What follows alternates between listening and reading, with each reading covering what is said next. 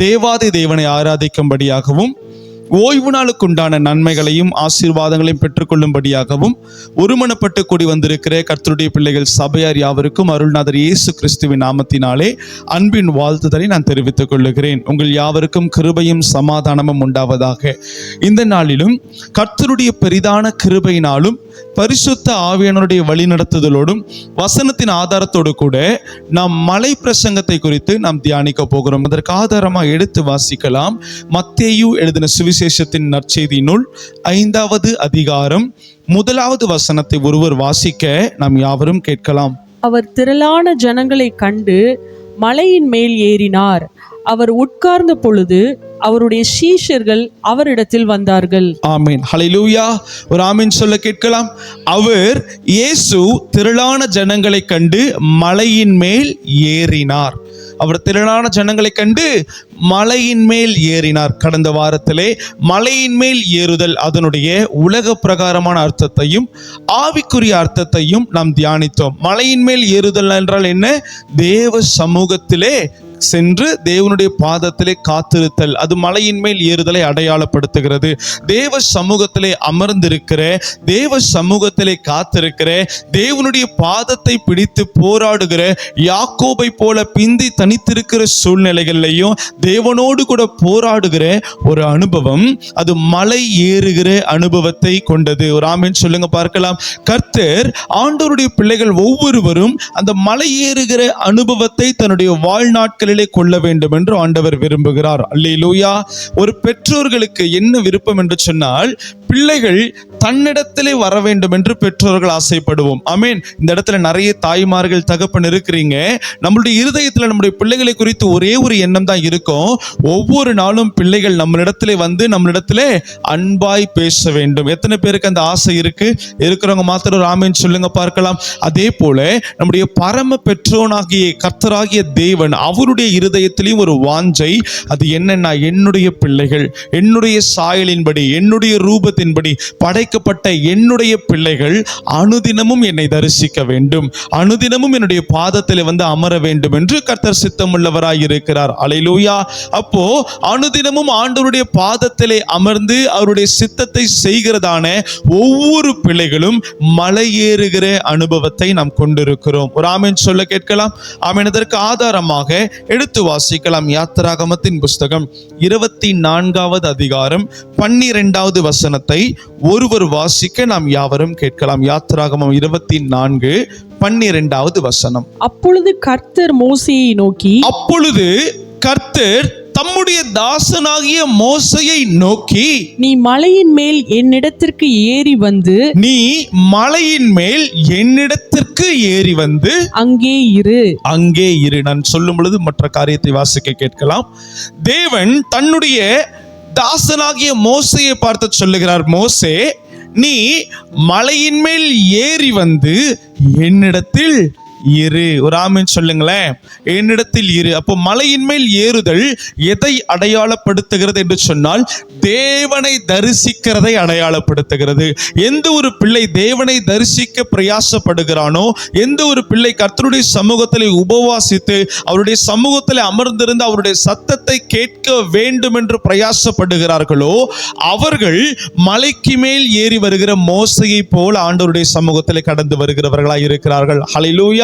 அவர்களை பார்த்து தான் ஆண்டவர் சொல்லுகிறார், மோசே, நீ என்னிடத்தில் மலையின் மேல் ஏறி வந்து என்ன செய்? தரித்திரு, அங்கே இரு என்று கர்த்தர் சொல்லுகிறார். இன்னும் ஒரு முறை அந்த வசனத்தை நாம் யாவரும் வாசிக்க உன்னிப்பாய் கூர்ந்து கவனிக்கலாம். அப்பொழுது கர்த்தர் மோசேயை நோக்கி, அப்பொழுது சேனைகளின் கர்த்தர் மோசேயை நோக்கி, நீ மலையின் மேல் என்னிடத்திற்கு ஏறி வந்து அங்கே இரு. அங்கே இரு. ஒரு ஆமென் சொல்லுங்க பார்க்கலாம். அங்கே இருக்கும் பொழுது என்ன நடக்கும்? அந்த வசனத்தினுடைய தொடர்ச்சியை வாசிக்க கேட்கலாம். நான் உனக்கு கற்பலகைகளையும் நீ அவர்களுக்கு உபதேசிப்பதற்கு நான் எழுதின நியாய பிரமாணத்தையும் கற்பனைகளையும் கொடுப்பேன் என்றார். ஒரு ஆமென் சொல்ல கேட்கலாம். மலையின் மேல் ஏறி வந்து என்னிடத்தில் நீ தங்கி இரு அப்படின்னு ஆண்டவர் சொன்னார்.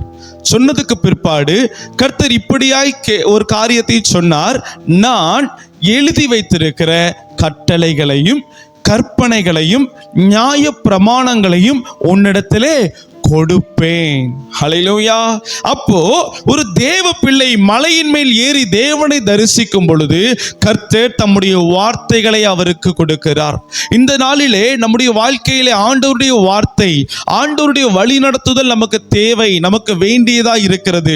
உங்களுடைய காரியத்திலே கர்த்தருடைய வழி நடத்துதல் உங்களுக்கு வேண்டும் என்று சொன்னால் முதலாவது தேவ சத்தம் கேட்கப்படுகிற மலையின் மேல் நாம் ஏற வேண்டும். தேவ சத்தம் கேட்கப்படுகிற கர்த்தருடைய சமூகத்திற்கு நம்ம செல்ல வேண்டும். ஒரு ஆமென் சொல்லுங்களேன். ஆமென். கர்த்தருடைய சமூகத்திலே நம்ம அமர்ந்திருந்து தேவ சத்தத்தை கேட்கிறதற்கு நம்முடைய செவியை ஒப்பு கொடுக்கும் பொழுது, தேவ சித்தத்தை செய்கிறதற்கு நம்முடைய இருதயத்தை திறந்து கொடுக்கும் பொழுது கர்த்தர் பேசுவார். மோசே மலையின் மேல் ஏறினார். ஏறி அவர் மலையிலே தரித்திருந்தார், மலையிலே தங்கி இருந்தார். அப்படி தங்கி இருக்கிறதுனாலே ஆண்டவர் மோசேக்கு 3 காரியங்களை கொடுத்தார். முதலாவது கற்பலகைகளை கொடுத்தார். ஏகமாய் சொல்ல கேட்கலாம். கற்பலகைகளை கொடுத்தார். இரண்டாவது உபதேசிக்கிறதற்கான பிரமாணங்களை கொடுத்தார். மூன்றாவது கற்பனைகளை கொடுத்தார். கரம் தட்டி கர்த்தருக்கு நன்றி செலுத்த ஆமென் கேட்கிறேன். ஹல்லேலூயா.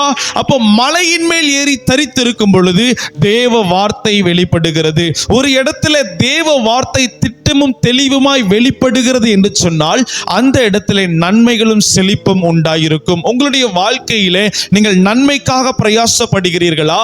உலக பிரகாரமான ஆவிக்குரிய சரீர பிரகாரமான செழிப்பிற்காக நீங்கள் பிரயாசப்படுகிறீர்களா? இந்த பலிபீடத்திலிருந்து நான் சொல்லுகிறேன், தேவ வார்த்தை, தேவ சத்தம் கேட்கிற இடத்திலே நீங்கள் தரித்திருக்கும் பொழுது ஆண்டவர் நன்மைகளினாலும் செழிப்புகளினாலும் உங்களை நிரப்புவார். ஒரு ஆமென் சொல்ல கேட்கலாம். ஹல்லேலூயா.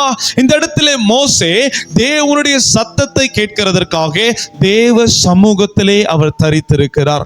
தேவ சமூகத்திலே தரித்திருக்கிற மோசேயின் இடத்திலே கர்த்தர் தெளிவாய் பேசி 3 காரியங்களை கொடுக்கிறார். அந்த 3 காரியங்களை மறுபடியும் சொல்ல கேட்கலாம். கற்பலகைகள், உபதேசிப்பதற்கான பிரமாணங்கள், கற்பனைகள். இந்த 3 காரியத்தையும் கர்த்தர் மோசே மூலியமாய் இஸ்ரவேல் ஜனங்களுக்கு கொடுக்கிறார். கர்த்தருக்கு ஸ்தோத்திரம். சரி, இப்பொழுதும் அந்த நியாய பிரமாணங்களை, கர்த்தர் கொடுத்திருக்கிற கற்பனைகளை, கற்பலகைகளில் எழுதப்பட்டிருக்கிற கட்டளைகளை பெற்றுக் கொள்ளுகிறதற்கு முன்பாக இஸ்ரவேல் ஜனங்கள் எப்படிப்பட்ட ஒரு வாழ்க்கை வாழ்ந்து கொண்டு வந்தார்கள்? அந்த கற்பலகைகளை ஆமென் மோசே மூலியமாய் ஆண்டவர் இஸ்ரவேல் ஜனங்களுக்கு கொடுத்த அந்த கமாண்ட்மெண்ட்ஸ், அந்த 10 கட்டளைகளையும் 613 நியாய பிரமாணங்களையும் கற்பனைகளையும் அவர்கள் பெற்றுக்கொள்ளுகிறதற்கு முன்பாக எகிப்திலே 420 வருடம் சுமார் அடிமைகளாய் வாழ்ந்து கொண்டு வந்தார்கள். ஹல்லேலூயா. அப்போ இந்த இடத்திலிருந்து என்ன தெரிகிறது? ஆண்டவருடைய கட்டளையையும் ஆண்டவருடைய வார்த்தையையும் பெற்றுக்கொள்ளாத ஒருவர் ஏதாகிலும் ஒரு காரியத்திலே அடிமைகளாய் இருப்பார்கள். ஒரு ஆமென் சொல்ல கேட்கலாம். ஒரு ஆமென் சொல்ல கேட்கலாம். இன்றைக்கு கர்த்தருடைய பிள்ளைகள் நம்ம ஆண்டவருடைய கட்டளைகளை பெற்றுக்கொள்ளவில்லை என்று சொன்னால், ஆண்டவருடைய உபதேசங்களை நாம் சகித்து கொள்ளவில்லை என்று சொன்னால், ஆண்டவருடைய கற்பனைகளையும் கட்டளைகளையும் நாம் கடைபிடிக்கவில்லை என்று சொன்னால், இஸ்ரவேல் ஜனங்கள் எப்படி அந்த வசனங்களை பெற்றுக்கொள்ளுகிறதற்கு முன்பாக அடிமைகளாய் வாழ்ந்தார்களோ அதே போல எனது அருமையான சபையே, உலகத்தில் உள்ள ஒவ்வொரு கிறிஸ்துவர்களும் கர்த்தருடைய வார்த்தையை பெற்றுக்கொள்ளுகிறதற்கு முன்பாக அவர்கள் அடிமைத்தனத்திலே இருப்பார்கள். ஒரு ஆமென் சொல்ல கேட்கலாம். அது எந்த அடிமைத்தனமாக வேணாலும் இருக்கலாம். ஆவிக்குரிய வாழ்க்கையிலே அடிமையாக கூட இருக்கலாம், ஆவிக்குரிய வாழ்க்கையிலே இருக்கிற சிறையிருப்பாகவும் இருக்கலாம், சரீர பிரகாரமான உலக பிரகாரமான ஒரு பாவம் என்கிற சிறையிருப்பாக வேண்டாலும் இருக்கலாம். ஹல்லேலூயா. அப்போ இஸ்ரவேல் ஜனங்கள் சுமார் 420 வருடங்கள் அவர்கள் அடிமைகளாய் இருந்தார்கள். அப்படி அடிமைகளாய் இருந்த இஸ்ரவேல் ஜனங்களுக்கு கர்த்தருடைய வார்த்தை மோசே மூலியமாய் திட்டமாய் வெளிப்பட்டது. அந்த வார்த்தை வெளிப்பட்டதுக்கு பிற்பாடு அவர்களுடைய வாழ்க்கையை நாம் கூர்ந்து கவனித்தோம் என்று சொன்னால், முதலாவது அடிமைகளாய் இருந்தவர்கள் இரண்டாவது கானான் தேசத்தை சுதந்தரித்துக் கொண்டார்கள். கரம் தட்டி கர்த்தருடைய நாமத்தை மகிமைப்படுத்துங்க. ஹல்லேலூயா. மோசே என்கிறதான தேவ மனிதர் அவர் மலையின் மேல் ஏறி ஆண்டவருடைய பிரமாணத்தை பெற்று தன்னுடைய ஜனங்களுக்கு கொடுக்கிறார். அப்படி அந்த வார்த்தையை பெற்றுக்கொண்டு ஜனங்களுக்கு கொடுக்கிறதுக்கு முன்பாக அவர்கள் யாராக இருந்தார்கள்? அடிமைகளாய் இருந்தார்கள். ஒரு ஆமென் சொல்ல கேட்கலாமா? ஆமென். கர்த்தருடைய வார்த்தை வருகிறதற்கு முன்பாக அவர்கள் அடிமைகள். ஆனால் கர்த்தருடைய வார்த்தை ஆமென் வந்ததற்கு பிற்பாடு அவர்கள் யாராக இருக்கிறார்கள்? அவர் கானான் தேசத்தை சுதந்தரித்துக் கொள்ள ஒரு கர்த்தருடைய பிள்ளைகளாய் இருக்கிறார்கள். அல்லேலூயா. ஆமென். இன்றைக்கு ஆண்டவருடைய பிள்ளைகள் நம்ம ஏதாகிலும் ஒரு காரியத்தில் அடிமைகளாய் இருக்கிறோம் என்று சொன்னால் நிறைய பேர் இந்த உலக பிரகாரமாக ஆமென் இந்த குடி போதை வஸ்துக்களுக்கு அடிமையாய் இருப்பார்கள். நிறைய பேர் ஆமென் செல்போனுக்கு அடிமையாய் இருப்பாங்க. நிறைய பேர் சிற்றின்பங்களுக்கும் மோகத்திற்கும் கண்களின் இச்சை, ஜீவனத்தின் பெருமை, மாம்சத்தின் இச்சைக்கு அடிமைகளாய் இருப்பார்கள். அது எதை அடையாளப்படுத்துகிறது? அவர்கள் மலைக்கு மேல் ஏறி தேவனுடைய கட்டளைகளை பெற்றுக்கொள்ளவில்லை என்பதை அடையாளப்படுத்துகிறது. ஹல்லேலூயா. இன்றைக்கு நிறைய கிறிஸ்தவர்கள் சொல்லுகிறது என்ன? ஆமென், நான் 25 வருடமாய் கிறிஸ்துவனாய் இருக்கிறேன், நான் 3-4 தலைமுறையாய் கிறிஸ்துவனாய் இருக்கிறேன், நான் இத்தனை தலைமுறையாய் கிறிஸ்துவர்களாய் இருக்கிறோம், நான் இந்த சபையில டிசி மெம்பராய் இருக்கிறேன், நான் இந்த சபையில பிசி மெம்பராய் இருக்கிறேன். நம்ம எப்பேற்பட்ட மெம்பராய் இருந்தாலும் தேவ சமூகத்துல போய் தரித்திருக்கலைன்னா பரலோகத்திற்கு நம்முடைய அட்ரஸ் கூட தெரியாது. ஒரு ஆமென் சொல்லுங்க பார்க்கலாம். ஹல்லேலூயா. ஆமென். பரலோகத்திற்கு நீங்களும் நானும் யாருன்னே தெரியாத பொழுது இந்த உலகத்திலே நம்ம பிரபலமா இருந்து என்ன பிரயோஜனம்? பக்கத்துல கைகளை பிடிச்சு சொல்லுங்க, பரலோகத்திற்கே உங்களை தெரியலன்னா இந்த உலகத்திற்கு உங்களை தெரிந்து என்ன பிரயோஜனம்? ஹல்லேலூயா. அப்போ இந்த உலகத்திற்கு நாம் தெரியப்பட வேண்டும் என்று சொன்னால், ஆமென், பரலோகமும் நம்மை தெரிந்து கொண்டிருக்க வேண்டும் என்று சொன்னால் நீங்களும் நானும் என்ன செய்ய வேண்டும்? மலைக்கு மேல் ஏற வேண்டும். மத்தேயு 5:14 இப்படியாய் ஆண்டவர் சொல்லி இருக்கிறார், மலையின் மேல் இருக்கிற பட்டணம் மறைந்திருக்க மாட்டாது. யார் யாரெல்லாம் ஆண்டவருடைய சமூகத்துல நீங்க மலைக்கு மேல ஏறி கர்த்தருடைய பாதத்தில் அமர்ந்திருக்கிறீர்களோ, அதாவது தேவ பாதமே தஞ்சம் என்று காத்து இருக்கிறீர்களோ, யாக்கோபை போல உங்களுடைய போராட்டத்தின் சூழ்நிலைகளிலே ஆண்டவருடைய பாதத்தை இருக்க பற்றி கொண்டு இருக்கிறீர்களோ, அவர்களை கர்த்தர் சொல்லுகிறார், நான் உன் பெயரை பெருமைப்படுத்துவேன். அல்லேலூயா. இந்த பூலோகத்திலே மாத்திரமல்ல, பரலோகத்திலே உங்களுடைய பெயரை உச்சரிக்கும் பொழுது மிகுந்த ஆனந்த சந்தோஷத்தை கர்த்தர் கட்டளையிடுவார். கரம் தட்டி கர்த்தருக்கு நன்றி செலுத்துங்க. அல்லேலூயா. நல்ல சத்தமோ அல்லேலூயா சொல்லுங்க பார்க்கலாம். அப்போ ஒரு மனிதன் மலைக்கு மேலே இருக்கிறான் அப்படின்னா தேவனுடைய சமூகத்திலே தரித்திருக்கிறான் என்று அர்த்தம். தேவனுடைய சமூகத்திலே தரித்திருக்கிற ஒரு மனிதனிடத்திலே கர்த்தர் பேசுவார், கர்த்தர் இடைப்படுவார், அவர் ஆலோசனைகளை கொடுப்பார். அவர் கொடுக்கிற ஆலோசனை அது ஆசீர்வாதமாய் இருக்கும். ஒரு ஆமென் சொல்ல கேட்கலாமா? ஹல்லேலூயா. ஆமென். நம்முடைய சூழ்நிலை, நம்முடைய ஆமென் ஆவிக்குரிய நிலைமை எந்த இடத்துல இருக்கு அப்படின்னு நம்மை நிதானித்து அறிந்து பார்க்க வேண்டும். அழிந்து போகிற இந்த சரீரம் இருக்கு இல்லையா, இந்த சரீரம், எல்லாரும் உங்களுடைய சரீரத்துல கைகளை வச்சு சொல்லுங்க, இந்த சரீரம் ஒரு நாள் அழிந்து போக போகிறது. ஆனால் எனக்குள்ள இருக்கிற ஆத்துமா நித்தியமாய் தேவனோடு கூட வாழ போகிறது. ஹல்லேலூயா. தேவனோடு கூட வாழ போகிறது. இந்த அழிந்து போகிற சரீரத்தை 6 மாதத்துக்கு ஒரு முறை நம்ம பரிசோதிக்கிறோம். ஃபுல் பாடி மெடிக்கல் செக்அப் அப்படின்னு சொல்றோம்.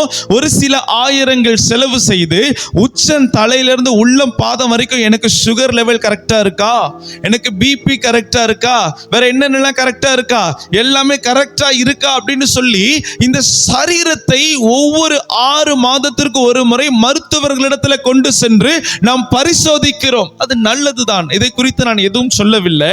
ஆனால் அழிந்து போகிற சரீரத்திற்கு நீங்கள் இவ்வளவு முக்கியத்துவம் கொடுக்கிறீர்களே, நித்தியமாய் கர்த்தருடைய சமூகத்திலே வாழ போகிற உங்களுடைய ஆத்துமாவுடைய நிலைமையை குறித்து நீங்கள் கண்ணோக்கமாய் இருக்க வேண்டும் என்று கர்த்தர் விரும்புகிறார். கரம் தட்டி கர்த்தருடைய நாமத்தை மகிமைப்படுத்துங்கள்.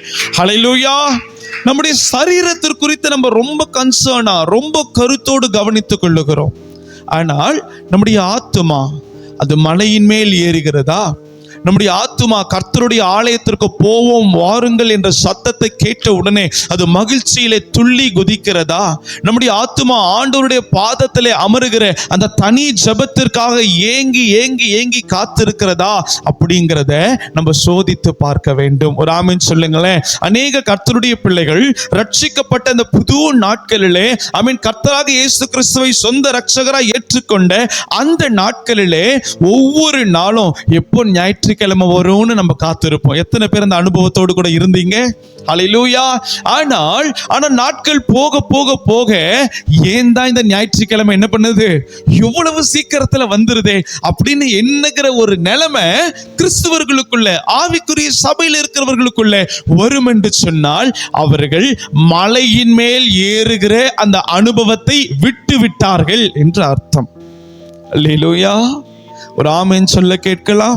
இன்றைக்கு உங்களுடைய மனநிலைமை எப்படிப்பட்டதா இருக்கிறது? கர்த்தருடைய ஆலயத்திற்கு போவோம் வாருங்கள்னு சொன்ன உடனே நீங்க மகிழ்ச்சியா இருக்கிறீங்களா? இல்ல இந்த நாள்ல பாஸ்டர் திட்டுவாரு அதனால என்ன பண்ணிடணும், கரெக்டான நேரத்துக்கு சர்ச்சுக்கு போயிடணும் அப்படின்ற ஒரு மனநிலைமையோடு கூட நீங்க இருக்கிறீர்களா? ஹல்லேலூயா. ஒரு மனிதன் மலைக்கு மேல, அதாவது ஆண்டவருடைய பாதத்துல மினிமம் 1 மணி நேரமாவது, நான் சொல்லுவேன், ஆண்டவர் பேதுருவை பார்த்து சொன்னாரே, 1 மணி நேரமாவது விழித்திருந்து ஜெபிக்க முடியாதா என்று. அந்த 1 மணி நேரமாவது ஒரு மனிதன் மலை ஏறுகிற அந்த அனுபவத்தை நாம் கொண்டிருக்க வேண்டும் என்று கர்த்தர் விரும்புகிறார். ஹல்லேலூயா. அப்படி அந்த மலை ஏறுகிற, ஆண்டவருடைய பாதத்திலே காத்திருக்கிற, ஆண்டவருடைய வார்த்தைக்கு காத்திருக்கிற, ஆண்டவருடைய சித்தத்தை புரிந்து கொள்ளவும் அறிந்து கொள்ளவும் காத்திருக்கிற ஒவ்வொருவரோடு கூட பரிசுத்த ஆவியானவர் இடைப்படுவார். அல்லேலூயா. எத்தனை பேருக்கு ஆசை ஆண்டவருடைய சத்தத்தை கேட்க வேண்டும் என்று? ஹல்லேலூயா.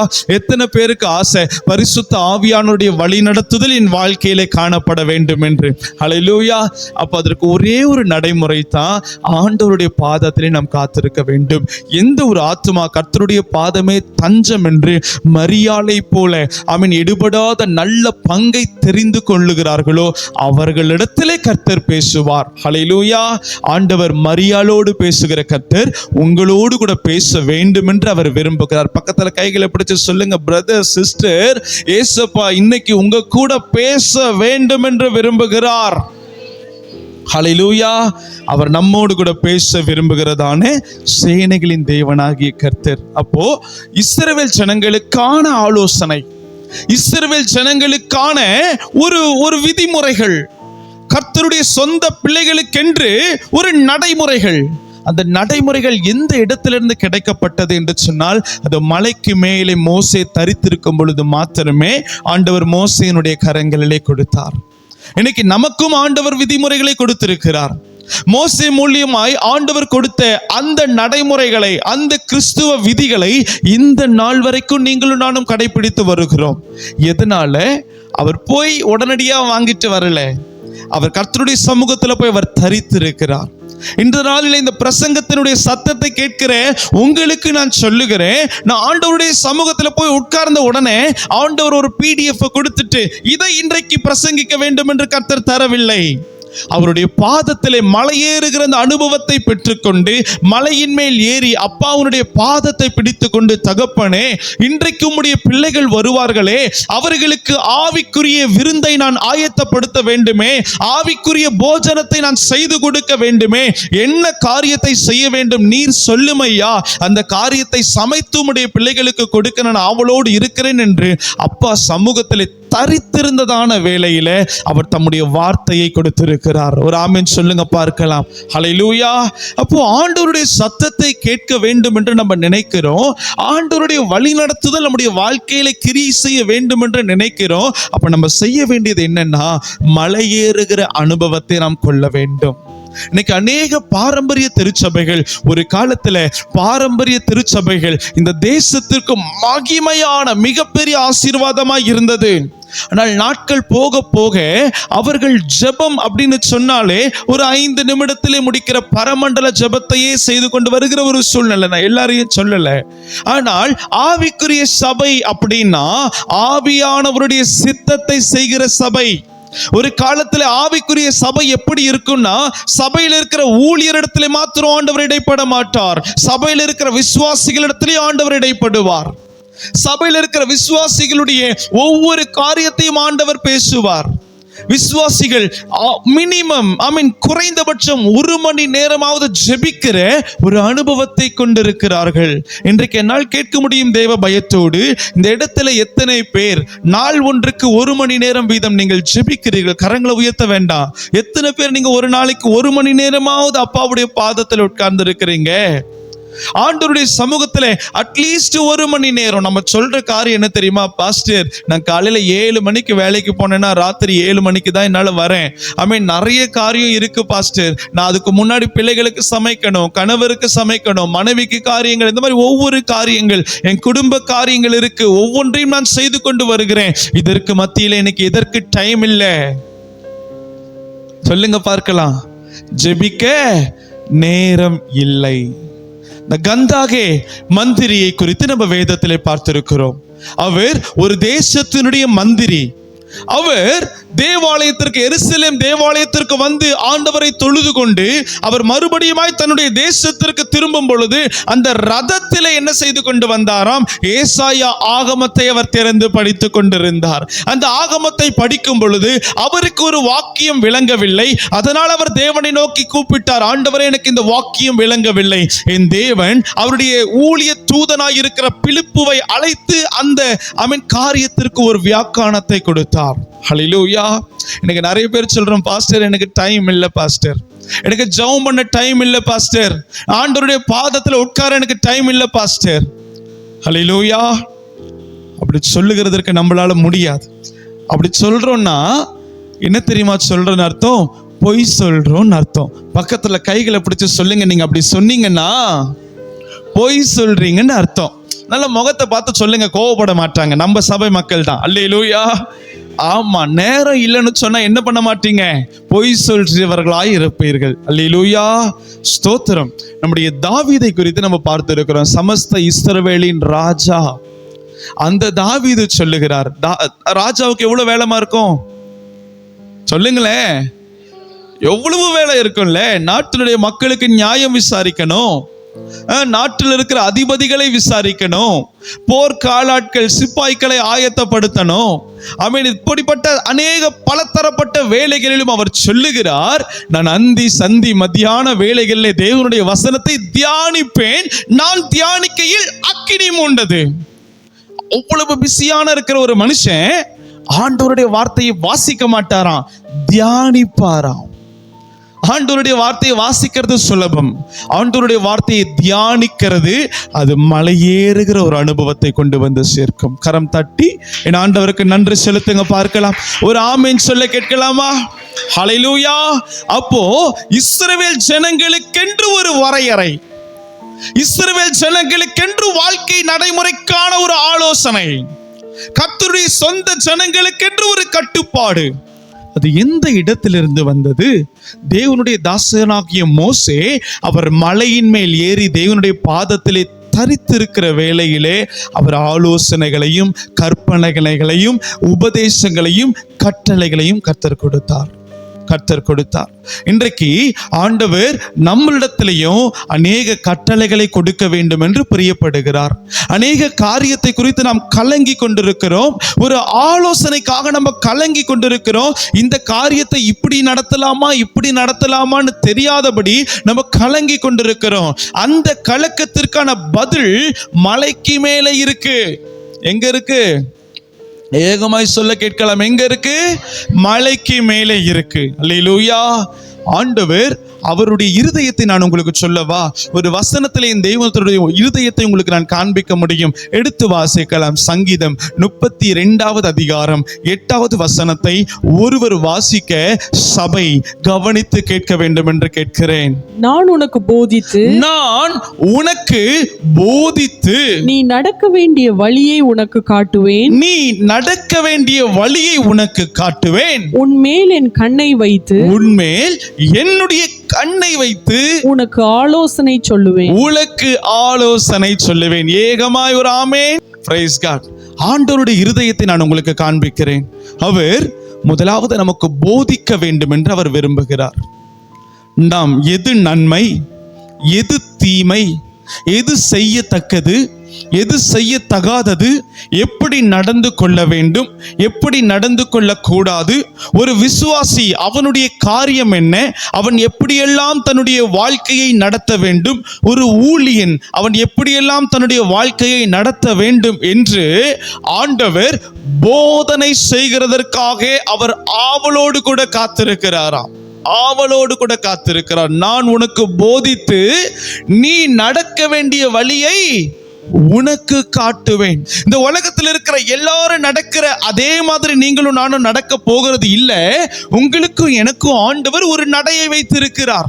உங்களுக்கும் எனக்கும் ஒரு பாதையை இயேசு வைத்திருக்கிறார். முதலாவது அவர் நமக்கு அந்த பாதையை குறித்து போதிப்பார். போதித்து நடக்க வேண்டிய வழியை அவர் நமக்கு காண்பிப்பார். ஒரு ஆமென் சொல்ல கேட்கலாம். முதலாவது கர்த்தர் என்ன செய்வார்? போதிப்பார். இரண்டாவது பாதையை காட்டுவார். அது மாத்திரமல்ல, பாதையை காமிச்சிட்டு இதோ போ அப்படின்னு சொல்லி விடல. உன்மேல் என் கண்ணை வைத்து உனக்கு ஆலோசனை சொல்லுவேன். உன்மேல் என்னுடைய கண்ணை வைத்து உனக்கு ஆலோசனை சொல்லுவேன். 3 காரியம் உங்களுக்காக ஊழியம் செய்ய வேண்டும் என்று என் ஆண்டவர் காத்திருக்கிறார். அவர் போதிக்க வேண்டும் என்று விரும்புகிறார். உங்களை வழி நடத்த வேண்டும் என்று விரும்புகிறார். உங்களுக்கு ஆலோசனை தர வேண்டும் என்று விரும்புகிறார். இந்த உலகத்துல நீங்க ஏதாவது ஒரு புதிய ஊருக்கு நீங்க போறீங்கன்னு வைத்துக்கொள்ளுங்க. அந்த புது ஊர்ல உங்களுக்கு இடம் தெரியாத ஒரு வீட்டுக்கு நீங்க போகணும்.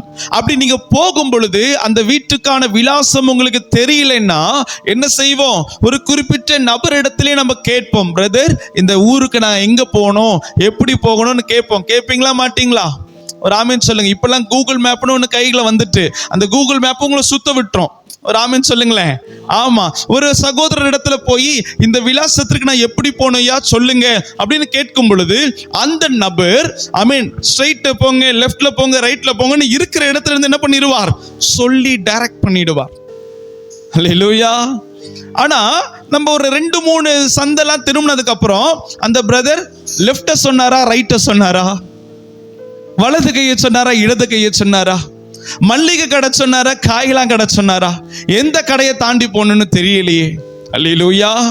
மறுபடியும் அந்த நபரிடத்துல போய் கேட்க முடியாது. அவர் சொல்லிட்டு அந்த இடத்துல இருந்து அவருடைய வேலையை பார்க்க போயிடுவார். ஆனா நீங்களும் நான் ஆராதிக்கிற ஆண்டவர் அப்படி இல்லை. உன்மேல் கண்ணை வைத்து உனக்கு ஆலோசனை சொல்லுவேன். நடக்க வேண்டிய வழியை உனக்கு காண்பிப்பேன். நான் உனக்கு போதிப்பேன். எப்படிப்பட்ட பாதையில் நீ நடக்க வேண்டும் என்று நான் உனக்கு போதிப்பேன். ஒரு ஆமென் சொல்ல கேட்கலாம். அவர் போதனையில் சிறந்தவர். ஹல்லேலூயா. அப்போ நாம் இந்த வாழ்க்கையிலே இந்த உலகத்திலே எப்படி நடக்க வேண்டும் என்கிறதான வழியை ஆண்டவர் போதிப்பார். பக்கத்துல கைகளை பிடிச்சு சொல்லுங்க, அவர் வழியை காண்பிக்கிற கர்த்தர். அல்லேலூயா. அவர் வழியை காண்பிக்கிற கர்த்தர். அந்த வழி நமக்கு எப்படிமா தெரியும்? ஒரு நபரிடத்துல ரோட்ல போகிற ஒரு சகோதரி இடத்துல ஒரு விலாசத்தை கேட்டு நம்ம கடந்து சென்று விடலாம். ஆனால் தேவனிடத்துல எப்படி நாம் வழியை கேட்க முடியும்? தேவனிடத்தில் எப்படி நாம் ஆலோசனைகளை பெற்றுக்கொள்ள முடியும்? தேவ சமூகத்தில் அமர்ந்திருந்து எப்படி நாம் நன்மைகளை சுதந்தரித்துக் கொள்ள முடியும்? நான் சொல்லுவேன், நீங்களும் நானும் மலைக்கு மேலே ஏறும் பொழுது அவர் ஆலோசனைகளை கொடுப்பார். கரம் தட்டி கர்த்தருக்கு நன்றி செலுத்துங்க பார்க்கலாம். நல்ல கரங்களை தட்டி கர்த்தருடைய நாமத்திற்கு ஒரு அல்லேலூயா சொல்லுவோமா? அல்லேலூயா. மலைக்கு மேல் ஏறுகிற இந்த அனுபவத்தை நாம் பெற்றுக்கொள்ள வேண்டும் என்று ஆண்டவர் விரும்புகிறார். மோசே மலைக்கு மேல் ஏறுகிறார். ஏறி மலையிலே தரித்திருக்கிறார். தரித்திருக்கும் பொழுது இஸ்ரவேல் ஜனங்கள் நடக்க வேண்டிய வழியை ஆண்டவர் கொடுத்தார்.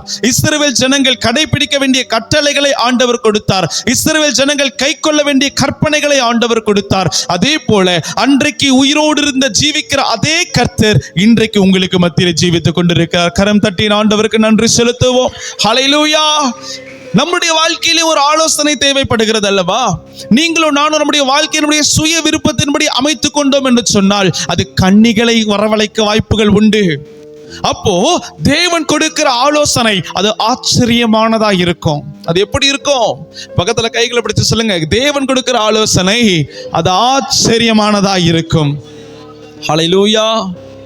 அப்ப தேவனுடைய சமூகத்திலே நீங்களும் நானும் அமர்ந்திருந்து அவருடைய வேதத்தை திறந்து வைத்து எந்த ஒரு காரியமாக இருந்தாலும் அப்பா அவனிடத்தில் ஆண்டவருடைய சமூகத்தில் அமர்ந்திருந்த இயேசையா, இந்த காரியம் என்னுடைய வாழ்க்கைக்கு தகுமா? இந்த வேலை என்னுடைய வாழ்க்கைக்கு தகுமா? இந்த காரியத்தை நான் கடைபிடித்தால் எனக்கு நன்மை உண்டாகுமா அப்படின்னு ஆண்டவருடைய சமூகத்தில் கேட்க பழக வேண்டும் என்று கர்த்தர் விரும்புகிறார். ஒரு ஆமென் சொல்ல கேட்கலாம். ஆமென். தாவீது சமஸ்த இஸ்ரவேலுக்கும் ராஜாவாய் இருக்கிறார். அவர் ராஜ்யபாரத்தை செய்து கொண்டிருக்கிற வேளையிலே நடந்த ஒரு காரியம் என்ன தெரியுமா? அவருடைய மனைவிகள், அவருடைய குடும்பத்தில் இருக்கிற ஒவ்வொரு நபர்கள், அவருடைய ஆஸ்தி அந்தஸ்து சகல காரியத்தையும் அமலேக்கியர்கள் வந்து பிடித்து கொண்டு போய்விட்டார்கள். பிடித்துட்டு என்ன பண்ணிட்டாங்க? போயிட்டாங்க. இப்போ நான் உங்ககிட்ட ஒரு கேள்வி கேட்குறேன். நீங்க பஸ் ஸ்டாண்ட்ல நிக்கிறீங்க. எங்க நிக்கிறீங்க? பஸ் ஸ்டாண்ட்ல. ஒரு மனிதன் வேகமா வந்து உங்களுடைய ஹேண்ட் பேக்கை பிடிங்கிட்டு ஓடிட்டார். நீங்க என்ன பண்ணுவீங்க?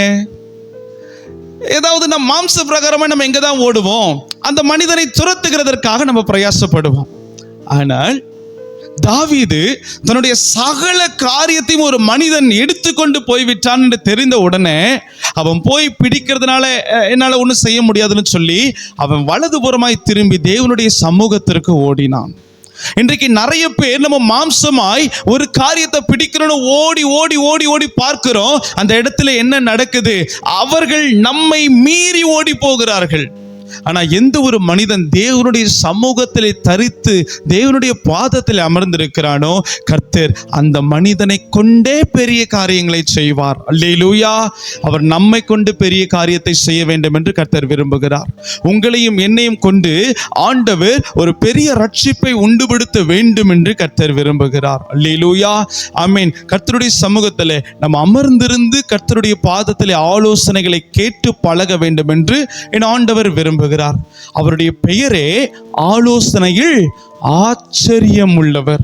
ஆலோசனையில் ஆச்சரியம் உள்ளவர். அப்படி ஆலோசனையில் ஆச்சரியம் உள்ள சேனைகளின் தேவனுடைய சமூகத்தில் நீங்களும் நானும் அமர்ந்து கேட்கிற ஒவ்வொரு ஆலோசனைக்கும் கர்த்தர் என்ன தருவார்? பதிலை தருவார். பதிலை தருவார். அந்த ஆலோசனைகளை நம்ம எந்த இடத்திலிருந்து பெற்றுக்கொள்ள முடியும்? சொல்லுங்க. அந்த ஆலோசனை எங்கிருந்து தான் பெற்றுக்கொள்ள முடியும்? கரெக்டா சொன்னீங்க. சொல்லுங்க. கர்த்தருடைய பாதத்திலே மலையேறுகிற இந்த அனுபவம். நான் சொல்லுவேன், இந்த மலைக்கு மேல இருக்கிற அந்த ஆண்டவருடைய பிரசன்னத்திற்கு நீங்களும் நானும் போகணும்னா ஒரு சில கடினமான காரியங்களை நம்ம என்ன செய்யணும்? மேற்கொள்ளணும். மலைக்கு மேலே ஏறுறது சுலபம் கிடையாது. மலைக்கு மேலே ஏறும் பொழுது அநேக தடைக்கற்கள் இருக்கும். அநேக காரியங்கள் நம்மை பின்னுக்கு தள்ளும். அநேக காரியங்கள் நீங்களும் நான் அந்த மலைக்கு மேலே ஏறிடக்கூடாதுன்னு போராடும். ஆனால் அது எல்லாவற்றையும் மீறி ஆவிக்குரிய மண்டலத்தில் இருக்கிற போராட்டங்களை உடைத்து அந்த மலையின் மேல் ஏறுகிற அனுபவத்தை நாம் பெற்றுக்கொள்ள வேண்டும் என்று கர்த்தர் விரும்புகிறார். நம்ம இந்தியாவுடைய அப்போஸ்தலர் சாது சுந்தர் சிங் ஐயா, அவரால் செய்யப்பட்ட ஊழியத்தை குறித்து நம்ம நிறைய காரியத்தில் வாசித்திருக்கிறோம். அவர் சொன்னார், நான் தேவ சமூகத்திலே ஆண்டவருடைய பிரசன்னத்தை பெற்றுக்கொள்ளுகிறதற்காக ஒவ்வொரு நாளும் சுமார் 45 நிமிடம் நான் போராடுவேன். 45 நிமிடம் ஆவிக்குள்ளாக நடத்தப்படுகிறதற்கு நான் போராடுவேன். அப்படி அந்த 45 நிமிடத்திற்கு அப்புறம் தான் தெய்வத்தினுடைய பிரசன்னத்தை அவரால் உணர முடியுமாம். அப்படி ஆண்டவருடைய பிரசன்னத்தை அவர் உணர்ந்துட்டார்னா அவருடைய இருதயத்தில் இருக்கிற 100க்கும் மேற்பட்ட கேள்விகளுக்கு பதிலை ஆண்டவர் தந்து விடுவார். ஒரு ஆமென் சொல்லுங்களேன். இன்னைக்கு நான் சொல்லுவேன், ஆண்டவருடைய சமூகத்திற்கு போகிறது ஒரு சில இடத்துல மாம்ச பலத்தோடு போனீங்கன்னா அது ரொம்ப கடினம். மாம்ச பலத்தோடு ஆண்டவருடைய பாதத்தில் அமர்ந்திருந்து ஆண்டவருடைய சமூகத்தில் ஜெபிக்கணும்னு நீங்க பிரயாசப்பட்டீங்கன்னா அது ரொம்ப கடினமான ஒரு செயல். ஆனால் உங்களுடைய மாம்ச பலத்தை விட்டு ஆவியானவருடைய பலத்தை நம்பி நீங்க ஜெபிக்க ஆண்டவருடைய பாதத்தில் உட்காரும் பொழுது அது மகிமையான நன்மைகளை கொண்டு வந்து சேர்க்கும். ஹல்லேலூயா. ஒரு ஆமென் சொல்லிடுவோமா? இன்னும் ஒரே ஒரு முறை சொல்லிடுவோமா? ஹல்லேலூயா. இன்றைக்கு ஏன் கிறிஸ்தவர்களுடைய வாழ்க்கையில போராட்டம்? ஏன் கிறிஸ்தவர்களுடைய வாழ்க்கையில சமாதானம் இல்லை? ஆண்டவர் சிலுவையிலே தன்னைத்தானே ஒப்பு கொடுத்து அவர் மரித்து அடக்கம் பண்ணப்பட்டு 3வது நாள் உயிரோடு எழும்பி 40 நாள் அளவும் சீஷர்களோடு கூட தங்கி தரித்திருந்து அவர் பரத்திற்கு எடுத்துக்கொள்ளப்படுகிறதான அந்த வேளையிலே சீஷர்களை பார்த்து ஒரு வார்த்தை சொன்னார்.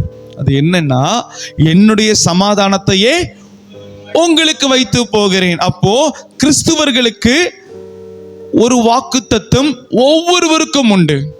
அந்த வாக்குத்தத்தம் தான் சமாதானம். அந்த சமாதானம் என்கிற அந்த ஆசீர்வாதத்தை கிறிஸ்துவர்களினாலே ஏன் உணர முடியல? ஆண்டவர் தானே சொன்னார், கர்த்தர் தானே கொடுத்துட்டு போனார், என்னுடைய சமாதானத்தை உங்களுக்கு வைத்து போகிறேன்.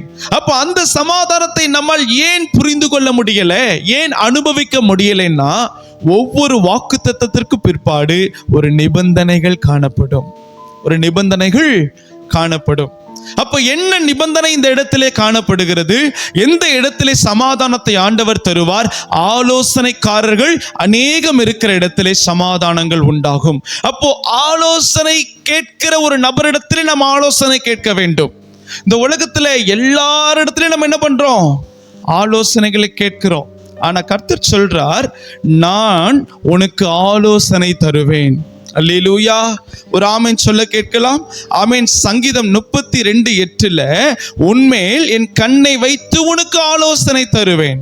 அப்ப நமக்கு ஆலோசனை தருகிற கர்த்தர், அவருடைய ஆலோசனையின்படி நாம் நடக்கும் பொழுது, அவர் நமக்கு தருகிற அந்த கைட்லைன்ஸ் படி நம்ம நடக்கும் பொழுது நமக்கு ஆண்டவர் சமாதானத்தை தந்து விடுவார். ஒரு ஆமென் சொல்ல கேட்கலாம். ஆனால் இந்த உலகத்தில் இருக்கிற கிறிஸ்தவர்களுக்கு போராட்டமோ சமாதானமின்மையும் வருகிறதற்கான ஒரு காரணத்தை நான் சொல்லுகிறேன்.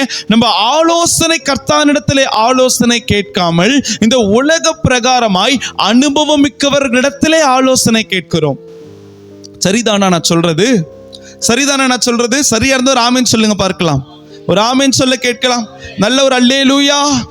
பக்கத்துல கைகளை பிடிச்சு சொல்லுங்க, கர்த்தர் உங்களுக்கு ஆலோசனை தர விரும்புகிறார். ஹல்லேலூயா. அப்போ ஆண்டவருடைய பிள்ளைகள் நாம் யாரிடத்திலே ஆலோசனை கேட்க வேண்டும்? நம்மளுடைய தகப்பனிடத்திலே நாம் ஆலோசனை கேட்க வேண்டும். ஆலோசனை கர்த்தரிடத்திலே நாம் ஆலோசனை கேட்க வேண்டும். அந்த ஆலோசனைகளை கேட்க வேண்டும் என்று சொன்னால் நம்ம எங்க தான் போய் ஆகணும்? அவருடைய சமூகத்திற்கு போய் ஆக வேண்டும். ஒரு அல்லேலூயா சொல்ல கேட்கலாமா? ஆமென். ஆனால் நம்ம இந்த உலக பிரகாரமாய் அனுபவமிக்க ஒரு மனிதர்களிடத்தில் என்ன செய்கிறோம்? ஆலோசனைகளை கேட்கிறோம். உலக பிரகாரமாய் அனுபவமிக்க ஒரு நபரிடத்தில் நம்ம கேட்கிற ஆலோசனையினால ஒரு சில நேரத்தில் நாம் தவறுதலான முடிவுகளை எடுக்கிறதற்கான வாய்ப்புகள் உண்டாயிருக்கிறது. ஒரு ஆமென் சொல்ல கேட்கலாமா? உங்களுக்கு என்று நான் ஒரு வசனத்தை காண்பிக்க விரும்புகிறேன். எடுத்து வாசிக்கலாம். யாத்திராகமத்தின் புஸ்தகம் 14வது அதிகாரம் 20வது வசனத்தை ஒருவர் வாசிக்க நாம் யாவரும் கேட்கலாம். அது எகிப்தியரின் சேனையும், அது எகிப்தியரின் சேனையையும், இஸ்ரவேலின் சேனையையும் ராம் முழுதும் ஒன்றோடொன்று சேராதபடி அவைகள் நடுவில் வந்தது. ஆமென். எகிப்தியருக்கு அது மேகமும் அந்தகாரமுமாய் இருந்தது, இஸ்ரவேலருக்கோ அது இரவை வெளிச்சமாக்கிற்று. இஸ்ரவேலர்களுக்கோ அது இரவை வெளிச்சமாக்கிற்று. அப்ப எகிப்தியருக்கு அது எப்படி இருந்துச்சா? எப்படி இருந்துச்சா? இருள் அந்தகாரமா இருந்துச்சாம். இந்த சம்பவத்தை நீங்கள் அறிந்திருப்பீர்கள், உங்களுக்கு தெரியாதது ஒன்றுமில்லை. கர்த்தருடைய ஆவியானவர் உங்களோடு கூட இடைப்படுகிறார். இஸ்ரவேல் ஜனங்கள் எகிப்திலிருந்து அடிமைத்தனமாய் அந்த வீட்டிலிருந்து அவர்கள் வெளியே வந்து அவர்கள் அந்த தேசத்தை விட்டு கடந்து போக வேண்டும் என்று பிரயாசப்பட்டு கடந்து செல்லுகிறார்கள். இரு பரிவாரங்களோடு கூட கடந்து செல்லுகிறார்கள். அப்படி போகும் பொழுது அவர்களுக்கு முன்பாக ஒரு செங்கடல், அவர்களுக்கு பின்பாக அவர்களுக்கு பின்பாக எகிப்தின் இராணுவம். அப்படி வரும் பொழுது ஆண்டவருடைய பெரிதான கிருபையினாலே மோசே தன்னுடைய கரங்களில் இருக்கிற கோலை உயர்த்தி பிடிக்கும் பொழுது அந்த செங்கடல் இரண்டாக பிளக்கப்படுகிறது. ஒரு ஆமென் சொல்ல கேட்கலாமா? ஒரு ஆமென் சொல்ல கேட்கலாம். உங்களுடைய வாழ்க்கையில இருக்கிற சகல தடைகளையும் தேவன் உங்களுக்கு கொடுத்திருக்கிற அதிகாரமான வசனத்தை நீங்கள் உயர்த்தும் பொழுது தடைகள் இரண்டாய் பிளந்து போகும். பக்கத்துல கைகளை பிடிச்சு சொல்லுங்க, வசனத்தை பிடிக்கும் பொழுது தடைகள் விலகி ஓடும். ஹல்லேலூயா. அதனாலதான் சொல்றோம், வசனத்தை பிடிச்சிட்டு வாழுவோம், வசனத்தை பிடிச்சிட்டு வாழுவோம். இன்றைக்கு நமக்கு நம்முடைய வாழ்க்கையில நிறைய தடைகள். ஒரு ஸ்டெப் எடுத்து வச்சுட்டு வாழ்க்கையில முன்னேற்றத்துக்கு போலான்னு பார்த்தா 3 ஸ்டெப் பின்னாடி இறங்குகிற ஒரு சூழ்நிலை. தடைகள். அந்த தடைகள் எப்போ உடையும்? நீங்களும் நானும் வசனத்தை பிடிச்சு உயர்த்தும் பொழுது மாத்திரம்தான் தடைகள் உடையும். ஒரு ஆமென் சொல்லுங்க பார்க்கலாம். அப்படி மோசே தன்னுடைய கோலை உயர்த்தும் பொழுது என்ன நடந்தது? செங்கடல் பிளந்தது. செங்கடல், பக்கத்துல கைகளை பிடிச்சு சொல்லுங்க, உங்க செங்கடல் இன்றோடு பிளந்துடுச்சு பிரதர். அல்லேலூயா. செங்கடல் பிளந்தது. பிளந்து ஒரு பாதை உண்டாக்கப்பட்டது. அந்த பாதைக்குள்ள யார் போறா? சொல்லுங்க, யார் போகிறா? இஸ்ரவேலின் ஜனங்கள் அந்த பாதைக்குள்ள போகிறார்கள். அந்த பாதைக்குள்ள போகிற இஸ்ரவேலின் ஜனங்களுக்கு அது ஜீவ பாதை. ஏன்னா அவர்கள் இக்கரையிலிருந்து மறுகரைக்கு போகிறதற்காக அந்த பாதை திறக்கப்பட்டிருக்கிறது. அந்த பாதை அவர்களுக்கு ஆசீர்வாதமான ஒரு பாதை. அந்த பாதை அவர்களுக்கு நன்மைகளை கொண்டு வருகிற பாதை. அந்த பாதை அவர்களுக்கு சொந்த காணியாட்சியான கானான் தேசத்தை சுதந்தரித்துக் கொள்ளுகிறதற்காக தேவன் போட்டு கொடுத்த பாதை. அது ஒரு நல்ல பாதை. ஒரு ஆமென் சொல்ல கேட்கலாம். ஆனால் அதே பாதை தான் இஸ்ரவேல் ஜனங்களுக்கு ஆசீர்வாதமான பாதை தான். இஸ்ரவேல் ஜனங்களுக்கு வாக்குத்தத்தம் பண்ணப்பட்ட கானான் தேசத்தை சுதந்தரித்துக் கொள்ளுகிறதற்காக கொடுக்கப்பட்ட அதே பாதை தான். அதே பாதைக்குள்ள எகிப்தியர்களும் கடந்து வருகிறார்கள். யாரும் கடந்து வருகிறார்கள்? எகிப்தியரும் கடந்து வருகிறார்கள். அப்போ அந்த இஸ்ரவேலர்களுக்கு மாத்திரம் அது ஆசீர்வாதம். அதே பாதையில தான் எகிப்தியர்களும் போகிறார்கள். அவர்களுக்கு அந்த பாதை எப்படிப்பட்டதா தான் இருக்கணும்? ஆசீர்வாதமான பாதையா தான் இருக்கணும். ஆமா தானே? ஆமாவா இல்லையா? நான் சொல்றது சரிதானா?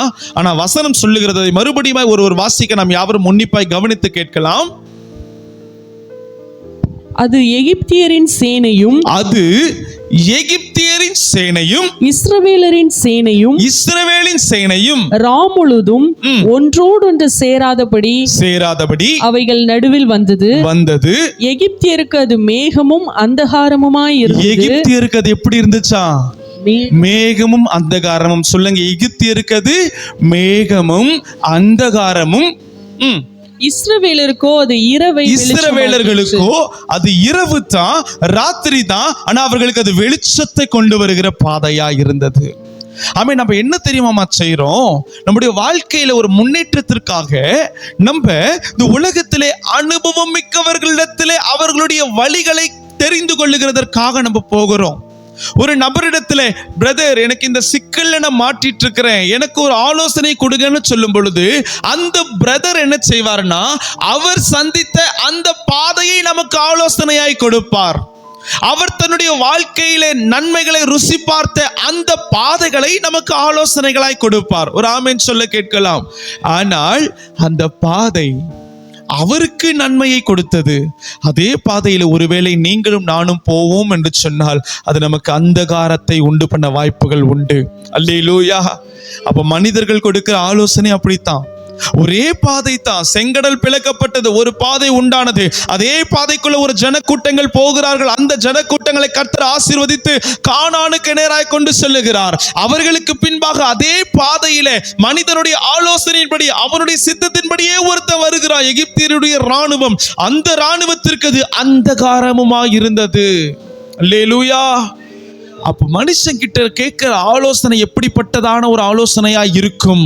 அந்தகாரமான ஆலோசனையா இருக்க வாய்ப்புகள் உண்டு. ஆனால் நம்முடைய வாழ்க்கையில ஒரு நல்ல ஆலோசனைகளை கொடுக்கிறதுக்காக ஒரு நபர் இருக்கிறார். நிறைய பேர் சொல்லி இருப்பாங்கல்ல, 24/7 லைக் ஏதாவது ஒரு ஆபீஸ்ல 24/7 உங்களுக்கு ஹெல்ப்லைன் கொடுக்கப்படும். அல்லேலூயா. அந்த 24/7 ஹெல்ப்லைனை உங்களுக்கு எனக்கு அருள்நாதர் இயேசு கொடுக்கிறார். நீங்க எப்போ அவருடைய சமூகத்துல போய் உட்கார்ந்து அப்பா எனக்கு ஆலோசனை கொடுங்கன்னு கேட்டீங்கனாலும் ஆண்டவர் உங்களுக்கு தருவார். ஒரு ஆமென் சொல்ல கேட்கலாம். ஒரு ஆமென் சொல்ல கேட்கலாம். ஆமென். நம்முடைய ஊழியத்துல ஆமென் அநேக ஆலோசனைகளை கர்த்தர் அப்படி கொடுத்திருக்கிறார். அவர் சொன்ன வார்த்தைகளை அப்படி கேட்டு செய்ய அது நல்ல ஒரு நன்மைகளை நம்முடைய ஊழியத்திலே கொண்டு வந்து சேர்த்தது. ஒரு ஆமென் சொல்லுங்க பார்க்கலாம். ஹல்லேலூயா. ஆமென். ஆண்டவருடைய சமூகத்தில் அமர்ந்திருக்கும் பொழுது ஒரு காரியத்தை சாட்சியாய் நான் உங்களுக்கு சொல்ல முடியும். கர்த்தருடைய பாதத்தில் அமர்ந்திருக்கும் பொழுது ஒரு 2 மாதத்திற்கு முன்னாடி ஆண்டவர் ஒரு காரியத்தை சொன்னார். என்னன்னா, இந்த சபையை நான் ஆசீர்வதிக்க விரும்புகிறேன். அதனால் சபையில் இருக்கிற ஜனங்கள் நாள் ஒன்றுக்கு 7 மணி நேரம் வீதம் 21 நாள் என்னுடைய பாதத்தில் அமர்ந்திருந்து சங்கிலி தொடர் துதியா என்னை துதிக்க வேண்டும் என்று கர்த்தர் சொன்னார். அல்லேலூயா. தேவனுடைய பெரிதான கிருபையினாலே சபை அந்த காரியத்திற்கு இணங்கி நாம் துதிக்க ஆரம்பித்தோம். துதித்ததற்கு பிற்பாடு ஆண்டவர் சபையில நிறைய மாற்றத்தை கொண்டு வந்திருக்கிறார். அல்லேலூயா. ஒரு ஆமென் சொல்லுங்க பார்க்கலாம். ஜனங்கள் ஆவிக்குரிய வாழ்க்கையிலே வளருகிறதை பார்க்க முடிகிறது. சபை உலக பிரகாரமா இந்த கட்டிடத்துல இந்த காரியத்துல நன்மைகளை பார்க்க முடிந்தது. அது மாத்திரமல்ல, ஆமென், இந்த செய்தியை கேட்ட ஒரு சகோதரி, எங்களுடைய உறவின பெண் ஒருத்தி, அவர்கள் என்ன செய்தாங்கன்னா, நானும் என்ன செய்ய போறேன், 21 நாள் தேவனுடைய சமூகத்தில் அமர்ந்து துதிக்க போகிறேன், நாள் ஒன்றுக்கு 1 மணி நேரம் 21 நாள் துதிக்க போகிறேன் அப்படின்னு ஒரு முடிவை எடுத்தார்கள். அந்த துதி எடுக்கிறதுக்கு முன்பாக முதல் நாள் அவர்கள் கொஞ்ச நாளுக்கு முன்னாடி ஹாஸ்பிட்டலுக்கு போயிருக்கிறாங்க. அவங்க கன்சீவா இருந்திருக்கிறாங்க. கன்சீவா இருந்த உடனே அந்த டாக்டர் சொன்னார், உங்களுடைய குழந்தை அது பிறந்தால் விகாரமாய் பிறக்கும், கண்கள் பெருசா இருக்கும், உயரம் குள்ளமாய் இருக்கும், கைகள் கால்கள் வளர்ச்சி இருக்காது, உடலுக்குள் இருக்கிற உறுப்புகள் சரியான சீரான வளர்ச்சி இருக்காது. அதனால இந்த குழந்தை இந்த பூமியில பிறந்துட்டுன்னா உங்களுக்கு மிகப்பெரிய துயரம் உண்டாயிரும், அதை நீங்க இப்பொழுது டெர்மினேட் பண்ணுங்க அப்படின்னு டாக்டர் ஒரு ஆலோசனையை கொடுத்தார். அல்லேலூயா. டாக்டர் ஒரு ஆலோசனை கொடுத்தார். உடனே அந்த மகள் என்ன செய்தாங்க தெரியுமா? நான் தேவனுடைய ஆலோசனையின்படி நடக்க போகிறேன் என்று சொல்லி 21 நாள், நாள் ஒன்றுக்கு 1 மணி நேரம் வீதம் கர்த்தருடைய சமூகத்தில் காத்திருந்தாங்க. 21 நாளுக்கு அப்புறம் போய் டெஸ்ட்டுக்கு போனாங்க. அதே டாக்டர் சொன்னார், எம்மா கரெக்டா இருக்குமா எல்லா வளர்ச்சியும், கரங்களை தட்டி கர்த்தருக்கு நன்றி செலுத்துங்க பார்க்கலாம். ஹல்லேலூயா. அப்போ மனிதனுடைய ஆலோசனையின்படி கேட்டால் அந்த இடத்திலே ஒரு மரண கண்ணிகள் உண்டாயிருக்கும். இன்றைக்கு சபை மனிதனுடைய ஆலோசனையை கேட்கிறதா, இல்லை தெய்வத்தினுடைய சத்தத்தை கேட்கிறதா? மனிதர்களுடைய ஆலோசனையை கேட்டு கேட்டு கேட்டு இந்த நிமிஷம் வரைக்கும் நம்முடைய வாழ்க்கையை திரும்பி பார்த்தோம்னா அதே நிலைமையில தான் நம்ம நின்று கொண்டிருக்கிறோம். ஒரு 3-4 வருஷத்திற்கு முன்னாடி எந்த நிலைமையில இருந்தோமோ அதே நிலைமையில தான் நம்ம இன்று நின்று கொண்டிருக்கிறோம். அப்ப என்ன இந்த காரியத்துல தவறு நடந்திருக்கு? ஏதோ ஒரு தவறு நடந்திருக்கு. ஆலோசனை கொடுக்கிற நபர் தவறாக இருக்கலாம், இல்லை ஆலோசனை தவறாக கர்த்தர் கருது கொள்ளலாம். கர்த்தருடைய பிள்ளைகள், ஆலோசனை கொடுக்கிற நபர் தெய்வமா இருக்கணும். ஒரு ஆமென் சொல்லுங்க. அவரிடத்திலிருந்து ஒரு ஆலோசனை நம்ம பெற்றுக்கொள்ள வேண்டும் என்று கர்த்தர் விரும்புகிறார். அப்ப மலைக்கு மேலே ஏறி ஆண்டவருடைய பாதத்தில் காத்திருந்து உங்களுடைய வாழ்க்கைக்கு என்ன தேவையோ அதை கர்த்தரிடத்தில் நீங்க கேட்கும் பொழுது, ஒருவேளை உங்களுடைய செவியில ஆண்டவருடைய வார்த்தை கேட்காமல் இருக்கலாம். நான் சொல்லுவேன், நீங்க கர்த்தருடைய சமூகத்தில் ஏதாகிலும் ஒரு போராட்டத்தில் நீங்க ஜெபித்து கொண்டிருக்கும் பொழுது, ஆண்டவர் என் மகனே நீ இதை செய், என் மகளே இதை செய்ன்னு ஆமென் வெளியரங்கமான கர்த்தருடைய வார்த்தை உங்களுடைய செவிகளிலே உங்களுடைய ஆவியிலே கேட்காமல் இருக்கலாம். ஆனா நீங்க ஆண்டவருடைய பாதத்துல போயிட்டு, ஐயா உங்க சித்தத்தின்படி என் வாழ்க்கையை நடத்துங்கப்பான்னு நீங்க ஜெபிக்கும் பொழுது, நான் சொல்லுவேன் ஒவ்வொரு நாளும் ஆச்சரியமாய் உங்களை சந்தோஷத்தினாலே கர்த்தர் நிரப்புவார். அல்லேலூயா. அப்போ ஆண்டவருடைய சத்தம் கேட்குமா பாஸ்டர்? நான் மலைக்கு மேலே ஏறி ஆண்டவருடைய பாதத்துல உபவாசம் பண்ணி 2-3 மணி நேரம் ஜெபம் பண்ணா ஏசப்பா தெளிவா என் கூட பேசுவாரா? அவர் தெளிவாக பேசுகிற கர்த்தர். ஒருவேளை அவர் உங்களிடத்துல பேசுகிறதற்கான காரியத்திலே சற்று தாமதம் செய்தாலும் உங்களை வழி நடத்துகிறதிலே அவர் பெரிய தெய்வமாயிருக்கிறார். ஒரு ஆமென் சொல்லுங்க பார்க்கலாம். ஒரு சிலருக்கு ஆண்டவர் பேசுவார், ஒரு சிலருக்கு ஆண்டவர் தன்னுடைய செயல்களை காண்பிப்பார், ஒரு சிலருக்கு ஆண்டவர் தன்னை வெளிப்படுத்துவார். தரிசனத்தின் மூலியமாய், சொப்பனத்தின் மூலியமாய். அவர் வேதத்திலே சொல்லப்படுகிறது 40 வழியிலே ஆண்டவர் மனிதர்களோடு கூட இடைப்படுகிறார் என்று. ஹல்லேலூயா. ஏதாகிலும் ஒரு வழியில ஆண்டவர் நம்மோடு கூட இடைப்பட அவர் பிரியமுள்ளவராய் இருக்கிறார். ஒரு ஆமென் சொல்லுங்க பார்க்கலாம். அப்போ ஆண்டவர் நமக்கு ஆலோசனை சொல்லணுமா? ஆமென். நீங்க ஆண்டவருடைய ஆலோசனைப்படி நடத்தப்படணுமா? சிம்பிள்மா, ரொம்ப சுலபம். மோசே மலைக்கு மேலே ஏறினார். இஸ்ரவேல் ஜனங்களுடைய வாழ்க்கைக்கான விதிமுறைகளை ஆண்டவர் மோசேனுடைய கரங்களிலே கொடுத்தார். நீங்களும் ஆண்டவருடைய சமூகத்திலே மலைக்கு மேலே ஏறி காத்திருக்கும் பொழுது தெய்வம் உங்களுக்கான வழியை காண்பிப்பார், உங்களுக்கான ஆலோசனைகளை கொடுப்பார், உங்களை போதிப்பார், உங்களை நடத்துவார். முடிவு பரியந்தம் அவர் உங்களை நடத்துவார். ஒரு ஆமென் சொல்லி கரங்களை தட்டி கர்த்தருடைய நாமத்தை மகிமைப்படுத்துங்க பார்க்கலாம். ஹல்லேலூயா. மறுபடியும் அதை எடுத்து வாசிக்கலாம். யாத்திராகமம் 24வது அதிகாரம் 12வது வசனத்தை வாசித்து நம்ம ஜெபிக்க போகிறோம். அப்பொழுது கர்த்தர் மோசேயை நோக்கி, அப்பொழுது சேனைகளின் கர்த்தர் மோசேயை நோக்கி, நீ மலையின் மேல் என்னிடத்திற்கு ஏறி வந்து, நான் சொல்லும் பொழுது பிற்பாடு வாசிங்க, நீ மலையின் மேல் என்னிடத்தில் ஏறி வந்து. இன்னைக்கு இந்த பலிபீடத்திலிருந்து என் ஆண்டவருடைய சத்தம் உங்களுடைய செவிகளிலே வருகிறது. நீ மலையின் மேல் என்னிடத்தில் ஏறி வா, நீ என்னுடைய சமூகத்தில் அமர்ந்து நெல். உன்னுடைய சகோதரனை குறித்து நீ நடுங்கி இருக்கிறாயா? உன்னுடைய குடும்பத்தினுடைய நபர்களை குறித்து நீ நடுங்கி இருக்கிறாயா? உன்னுடைய வாழ்க்கையினுடைய நிலைமைகளை குறித்து நீ நடுங்கி இருக்கிறாயா? பிந்தி தனித்து அவருடைய பாதத்தை பிடி என்று கர்த்தர் சொல்லுகிறார். ஹல்லேலூயா. அவருடைய பாதத்தை பிடிக்கும் பொழுது அவர் நமக்காக பரிந்து பேசுகிறவராயிருக்கிறார். ஹல்லேலூயா. ஆமென். யாக்கோபு தன்னுடைய சகோதரனை பார்த்து நடுங்கினான். என் பிள்ளைகளை கொன்றுடுவானோ, ராகேலை கொன்னுடுவானோ, என் பிள்ளைகளுடைய பிள்ளை எல்லாரையும் கொன்னுடுவானோ, என்னை சிறைபிடிச்சிட்டு போயிடுவானோ, எனக்கு அன்பான மனைவி அவளை கொலை செஞ்சிருவானோ அப்படின்னு சொல்லி நடுங்கி கொண்டிருக்கிறான். நடுங்கி கொண்டிருக்கும் பொழுது ஒரு காரியத்தை அவன் செய்கிறான். ராத்திரியில ஆண்டவருடைய பாதத்தை அவன் பிடித்து கொள்ளுகிறான். ஒரு ஆமென் சொல்லுங்க பார்க்கலாம். ஆண்டவருடைய பாதத்தை பிடித்து கொள்ளுகிறான். பிடிச்சிட்டு அவன் போராடுறான், கதறான். நீங்க என்ன ஆசீர்வதித்தா தான் நான் உங்களை என்ன பண்ணுவேன், போக விடுவேன். ஆமீன். அவனுடைய அண்ணன் ஏசா எதுக்காக தெரியுமா வரான்? இவனை கொலை பண்ணணும்னு வரான். யார? யாக்கோபை கொலை செய்ய வேண்டும் என்ற ஒரு எண்ணத்தோடு கூட அவன் வருகிறான். நீண்ட நாள் பகையை அவன் நிவர்த்தி செய்கிறதற்காக தன்னுடைய கோபத்தை யாக்கோபு மேல அவன் முழுவதுமாய் செலுத்திவிட வேண்டும் என்று அவனோ ஆட்களோடு கூட வருகிறான், அநேக வீரர்களோடு கூட வருகிறான். அவன் ஆனால் ஆண்டவர் யாக்கோபுடைய ஜெபத்தை கேட்டு என்ன பண்ணார் தெரியுமா? ஏசாவுடைய இருதயத்தை மாற்றினார். ஒரு ஆமென் சொல்லுங்க பார்க்கலாம். இன்றைக்கு நீங்க எவைகளை பார்த்து நடுங்குகிறீர்களோ அவைகளை குறித்து ஆண்டவருடைய பாதத்தில் மலைக்கு மேல ஏறுங்க, ஆண்டவருடைய பாதத்தில் அமர்ந்து கொள்ளுங்க. நீங்க பயப்படுகிற காரியம் உங்களுக்கு நேரிடுகிறது இல்லை. ஒரு ஆமென் சொல்ல கேட்கலாம். நீங்க பொருளாதாரத்தை குறித்து பயப்படுறீங்களா? உங்க பிள்ளைகளுடைய எதிர்காலத்தை குறித்து பயப்படுறீங்களா? இல்ல உங்களுடைய கணவனுடைய, உங்களுடைய மனைவியே, உங்களுடைய வாழ்க்கை என்னவாய் முடியுமோ என்று நீங்கள் அங்கலாய்த்து பதறி கொண்டிருக்கிறீர்களா? நான் சொல்லுகிறேன், ஒரு ஆலோசனை பலிபீடத்திலிருந்து அப்பா பாதத்தில் உட்காருங்க. ஆண்டவருடைய சத்தத்தை கேட்க உத்தரவு கொடுக்க ஆண்டவருடைய பாதத்தை பிடிங்க. அவர் கொடுப்பார் ஒரு ஆலோசனை.